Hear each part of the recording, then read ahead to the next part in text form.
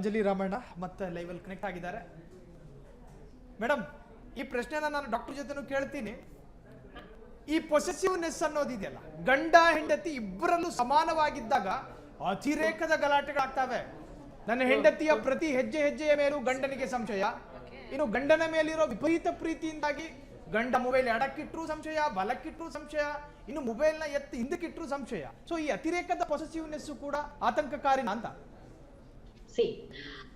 Possessiveness ಇದೆಯಲ್ಲ, ಅದು ಕಾಯಿಲೆ ಅಲ್ಲ.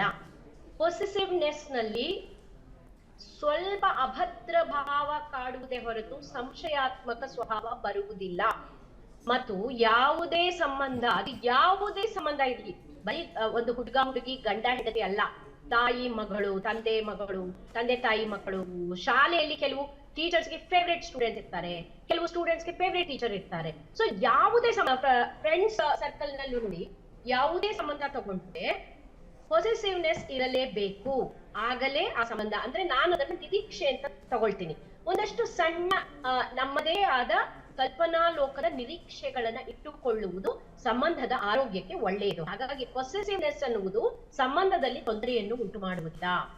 ಆ ಪೊಸೆಸಿವ್ನೆಸ್ ಗೀಳಾಗಿ ಪರಿವರ್ತನೆ ಆದಾಗ, ಅಬ್ಸೆಸಿವ್ ಆಗಿ ಆದಾಗ, ಅದು ಒಂದು ಅಬ್ಸೆಷನ್ ಆದಾಗ ಅದು ಸಂಬಂಧದ ಅನಾರೋಗ್ಯಕ್ಕೆ ಕಾರಣ ಆಗುತ್ತೆ. ಅಬ್ಸೆಷನ್ ಆದಾಗಲೇ ಸಂಶಯ ಪ್ರವೃತ್ತಿ ಬರೋದು.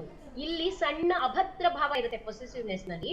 ಅಬ್ಸೆಷನ್ ನಲ್ಲಿ ಸಂಶಯ, ಎಲ್ಲದಕ್ಕೂ ನೀವು ಹೇಳಿದಂಗೆ ಹೆಜ್ಜೆಗೂ ಸಂಶಯ. ಮತ್ತು ಮುಖ್ಯವಾಗಿ ಏನಾಗುತ್ತೆ ಅಂದ್ರೆ ಅದು ನನ್ನದು ಅನ್ನುವ ಒಂದು ಹಠ ಬಂದ್ಬಿಡುತ್ತೆ. ಅದರಿಂದ ನಾವೇನ್ ಮಾಡ್ತೀವಿ, ಅದಕ್ಕೊಂದು ಬೌಂಡ್ರಿ ಹಾಕ್ಬಿಟ್ಟು, ನಾನು ಈಗ ಆನೇನು ತಗೊಂಡ್ ಬಂದು ಕಂಬಕ್ಕೆ ಚೈನ್ ಕಟ್ ಹಾಕಿರ್ತಾನಲ್ಲ, ಆ ಕಥೆ ತರ ನಾವು ಕಟ್ ಹಾಕೊಳ್ಳಕ್ಕೆ ಪ್ರಯತ್ನ ಮಾಡ್ತೀವಿ. ಎಲ್ಲಿ ಅಬ್ಸೆಷನ್ ಬರುತ್ತೋ ಅವಾಗ ಸಂಬಂಧಗಳು ಕೆಡುತ್ತೆ.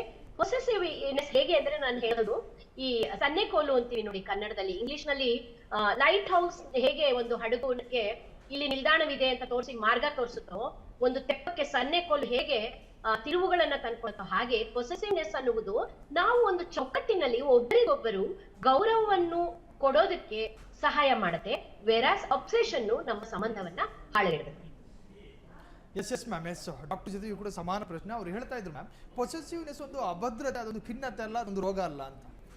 ಈಗ ಪ್ರೀತಿ ಇರೋ ವ್ಯಕ್ತಿ ಇವರು ನಮ್ಮವರು ಅಂತ ಅನ್ಸೋವಂಥ ಭಾವನೆ ತಪ್ಪೇನಲ್ಲ. ಆದ್ರೆ ಕೆಲವ್ರು ಹೇಳ್ತಾರೆ your mind, I own you, ಈ ಥರದ ಪದಗಳನ್ನೆಲ್ಲ ಹೇಳ್ಬೇಕಾದ್ರೆ ಮೇಡಮ್ ಚೆನ್ನಾಗಿ ಎಕ್ಸ್ಪ್ಲೇನ್ ಮಾಡಿದ್ರು.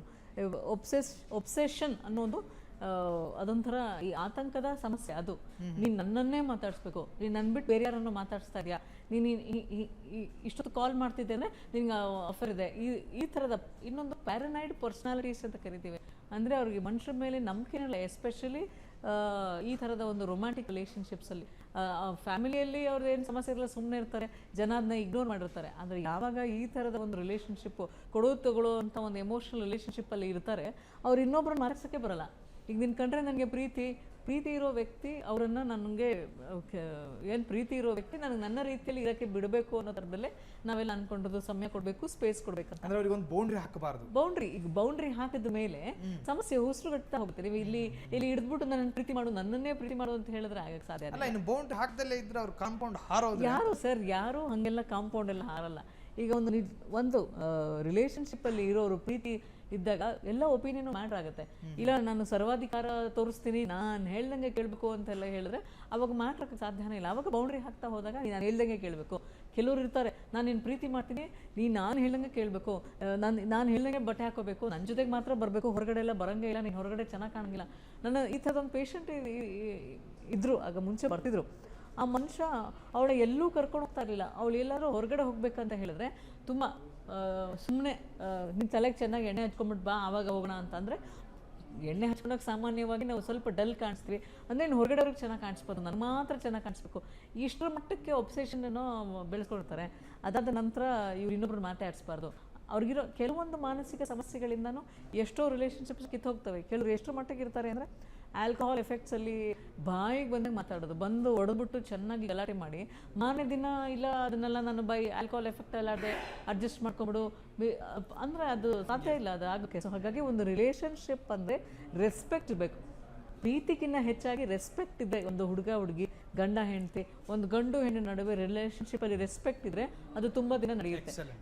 ರೆಸ್ಪೆಕ್ಟೇ ಇಲ್ಲ ಅಂದರೆ ನಾನು ಏನೇ ಮಾಡಿದ್ರು ನನ್ನ ಗಂಡಿಂಗೆ ಇಷ್ಟ ಇಲ್ಲ ಅಂತ ಹೇಳಿದಾಗ ಎಷ್ಟೊತ್ತರೆಗೂ ಅಂತ ಅವಳು ಬರೀ ಗಂಡಿಂಗೆ ಇಷ್ಟ ಆಗೋದೇನೆ ಮಾಡೋಕ್ಕೆ ಸಾಧ್ಯ. ಸೊ ಹಾಗಾಗಿ ರೆಸ್ಪೆಕ್ಟ್, ಐ ಅಪ್ರಿಷಿಯೇಟ್ ಯು, ಇದೊಂದು ನಮ್ಮ ಜಾಗ, ನಾವು ಖುಷಿಯಾಗಿರೋಣ, ಬೌಂಡ್ರಿ ಬೇಕಿಲ್ಲ. ಯಾರೂ ಈ ಅವ್ರು ಹೇಳ್ತಾರಲ್ಲ ಬೇಲಿ ದಾಟಿಬಿಟ್ರು ಹಾರ್ಬಿಟ್ರು ಅದೆಲ್ಲ ಆಗಕ್ಕೆ ಸಾಧ್ಯ ಇಲ್ಲ. ಎಕ್ಸ್ಟ್ರೀಮ್ ಕಂಡೀಷನ್ಸಲ್ಲೇ ಕೆಲವರು ಇರ್ತಾರೆ, ಅವ್ರಿಗೆ ಒಂದು ರಿಲೇಷನ್ಶಿಪ್ಪಲ್ಲಿ ಇರೋಕ್ಕಾಗಲ್ಲ. They look for new thing, they want to talk to strangers. ಈ ಥರ ಎಲ್ಲ ಒಂದು ಮಾನಸಿಕ ಸಮಸ್ಯೆಗಳೆಲ್ಲ ಇರ್ತವೆ. ಅದು ಸಮಸ್ಯೆ ಅಂತಲೇ ಹೇಳೋಕ್ಕಾಗಲ್ಲ, ಡಿಫ್ರೆಂಟ್ ಪರ್ಸ್ನಾಲಿಟೀಸು. ಸೊ ಅಂಥವ್ರು ಏನೋ ಹಿಂಗೆ ಮಾಡ್ಬೋದು ಅಷ್ಟೇ ಬಿಟ್ಟರೆ, ಒಂದು ಒಳ್ಳೆ ರಿಲೇಷನ್ಶಿಪ್, ಹೆಲ್ತಿ ರಿಲೇಷನ್ಶಿಪ್ಪಲ್ಲಿ ಇದ್ರೂ ವಯಸ್ಸಾದ್ಮೇಲೆ ಬೋರ್ ಆಯಿತು ಆಗ್ಬೋದು ಹಂಗಂದ್ಬಿಟ್ಟು they will find ways to make it better. Yes, Anjali madam ಜೊತೆ ಕೊನೆ ರಿಯಾಕ್ಷನ್ ಅನ್ನು ಪಡೆದುಕೊಳ್ಳೋಣ. ಈ ಕಾರ್ಯಕ್ರಮದ ಕೊನೆ ಪ್ರಶ್ನೆ ಅಂಜಲಿ ಮೇಡಮ್, ಈ ಕೆಲ ಗಂಡಸರಿಗೆ, ನಾನು ಕೆಲ ಅನ್ನೋದನ್ನ ಕೋಟ್ ಮಾಡ್ತಾ ಇದ್ದೀನಿ, ಕೆಲ ಗಂಡಸರಿಗೆ ಒಂದು ಭಂಡ ನೀತಿಗಳಿರ್ತಾವೆ. ಹೆಂಡತಿಯನ್ನ ನಾನು ಭಯದಲ್ಲಿಟ್ಟುಕೊಂಡ್ರೆ ಆಕೆ ಯಾವ ಅಪರಾಧವೂ ಮಾಡ್ಲಾರ್ಲು, ಅಂದ್ರೆ ಆಕೆ ಮಾಡೋದಿಲ್ಲ ಅಂತ ಹೇಳಿ ಭಂಡ ನೀತಿ. ಇದು ನಿಜಾನ? ಇದು ಹಂಗೆ ಇಟ್ಕೊಂಡ ತಕ್ಷಣ ಅಪರಾಧ ಆಗೋದಿಲ್ವಾ? ಬನ್ನಿ ತೋರಿಸ್ತೀನಿ. ಬೆಳಗ್ಗೆ ಗಂಟ ಮನೆಗೆ ಹೋದ್ಮೇಲೆ ಸಂಜೆ 5 ಗಂಟೆ 6 ಗಂಟೆಗೆ ಗಂಡ ವಾಪಸ್ ಬರುವ ಒಳಗೆ ಹೆಣ್ಣು ಮಕ್ಕಳು ಮನಸ್ಸು ಮಾಡಿದರೆ ಏನೆಲ್ಲ ಮಾಡುವ ಸಾಧ್ಯತೆ ಇದೆ ಬೆಂಗಳೂರಿನಂತ ನಗರದಲ್ಲಿ ಅನ್ನುವುದು ನನ್ನ ಟೇಬಲ್ ಮೇಲೆ ಬೇಕಾದಷ್ಟು ಕೇಸ್ಗಳಿದೆ, ತೋರಿಸ್ತೀನಿ. ಬಟ್ ನಾನು ಯಾವಾಗ್ಲೂ ಅನ್ಕೊಳ್ತೀನಿ, ನಾವು ಎಲ್ಲಿ ಎಡುತ್ತಾ ಇದ್ದೀವಿ ಈ ಮದುವೆಗಳನ್ನ ಉಳಿಸಿಕೊಳ್ಳಕ್ಕೆ ಅಥವಾ ಒಂದು ಆರೋಗ್ಯಕರ ಸಂಬಂಧವನ್ನ ಉಳಿಸ್ಕೊಳ್ಳಕ್ಕೆ ಅಂದ್ರೆ, ಸಂಬಂಧ ಅಂದ್ರೆ ಹೆಂಗ್ ಗೊತ್ತಾ, ಇವತ್ತು ತಾಳಿ ಕಟ್ಟಿಸ್ಕೊಂಡ ತಕ್ಷಣ ಅಥವಾ ಐ ಲವ್ ಯು ಅಂತ ಹೇಳಿದ ತಕ್ಷಣವೇ ಅದು ಒಂದು ಮೆಚೂರ್ಡ್ ಸಂಬಂಧ, ಲೈಕ್ ಟಿಪ್ ಟಾಪ್ ಸೂಟು ಬುಟ್ಟು ಹಾಕೊಂಡು ರೆಡಿ ಆಗ್ಬಿಡುತ್ತೆ. ಆ ಸಂಬಂಧ ಅಲ್ಲ. ಸಂಬಂಧ ಅಂದ್ರೆ ಈಗ ನೀವು ಒಂದು ಸಂಗೀತ ಕಲೆ ಅಥವಾ ಒಂದು ಆಂಕರಿಂಗ್ ಕಲೆ, ಜರ್ನಲಿಸಂ ಇರ್ಬೋದು, ಲಾ, ಡಾಕ್ಟ್ರು, ಏನೇ ಇದ್ರೂನು ಅದು ನಾವು ಇನ್ವೆಸ್ಟ್ ಮಾಡ್ತಾ ಹೋಗ್ಬೇಕು. ಕಾಲಕ್ಕೆ ಅದು ಬೆಳೀತಾ ಮಾಗುತ್ತಾ ಹೋಗುತ್ತೆ.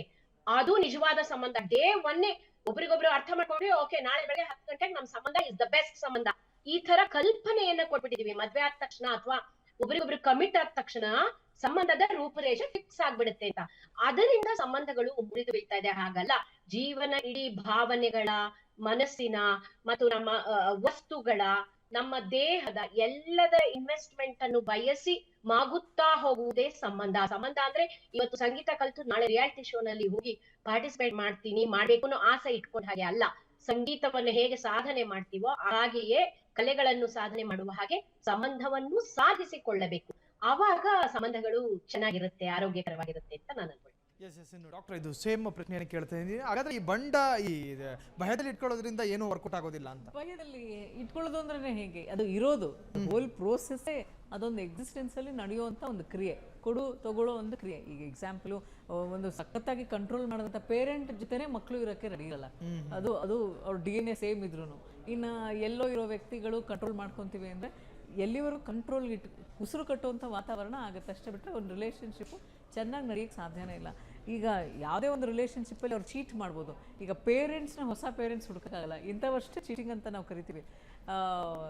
ಯಾಕೆ ಮಾಡ್ತಾರೆ ಅಂದರೆ, ಕೆಲವೊಂದು ವ್ಯಕ್ತಿಗಳಲ್ಲಿ ವ್ಯಕ್ತಿತ್ವದ ಸಮಸ್ಯೆಗಳಿರ್ತವೆ. ಅವ್ರು ಒಂದು ಪರ್ಟಿಕ್ಯುಲರ್ ರಿಲೇಷನ್ಶಿಪ್ಪಲ್ಲಿ ಖುಷಿಯನ್ನು ಹುಡುಕಲ್ಲ, ಬರೀ ನೆಗೆಟಿವಿಟಿನೇ ಹುಡುಕ್ತಾರೆ. ಇವ್ರು ಹಿಂಗೆ ಆಡಿದ್ರು, ಇವ್ರು ಹಿಂಗೆ ಮಾಡೋದು, ನೋಡು ನೀನು ಹೊಸ್ತರಲ್ಲಿ ಹಂಗಿದ್ದೆ, ಹೊಸ್ತರಲ್ಲಿ ನಾವು ತುಂಬ ಮಾತಾಡ್ತಿದ್ವಿ ಅಂದರೆ, ಹೊಸ್ತಲ್ಲಿ ಎಕ್ಸಾಂಪಲ್ 21-22 ವರ್ಷ ಆದ್ಮೇಲೆ ಸಿಕ್ಕಿರ್ತಾರೆ, ಆ 20 ವರ್ಷದೆಲ್ಲ ಮಾತಾಡ್ಬೇಕಲ್ಲ ಕತೆ. ಸೊ ಅವಾಗ ಇನಿಷಿಯಲಿ ಚೆನ್ನಾಗಿರುತ್ತೆ, ಆಮೇಲೆ ಹೋಗ್ತಾ ಮಾತಾಡೋಕೆ ಏನೂ ಇರಲ್ಲ. ಅದಕ್ಕೋಸ್ಕರ ಎಲ್ಲ ಸಂಬಂಧಗಳನ್ನು ಸರಿಯಾಗಿ ಮ್ಯಾನೇಜ್ ಮಾಡಿದ್ರೇನೆ ಎಲ್ಲ ಸಾಧ್ಯ. ಕ್ಷಣದ ಸುದ್ದಿಗಳಿಗಾಗಿ ಫ್ರೀಡಂ ಟಿವಿ ಸಬ್ಸ್ಕ್ರೈಬ್ ಮಾಡಿ, ಲೈಕ್ ಮಾಡಿ ಹಾಗೂ ಫಾಲೋ ಮಾಡಿ. ಹೊಸ ಸುದ್ದಿಗಳ ನೋಟಿಫಿಕೇಶನ್ಗಾಗಿ ಬೆಲ್ ಐಕಾನ್ ಮೇಲೆ ಕ್ಲಿಕ್ ಮಾಡಿ.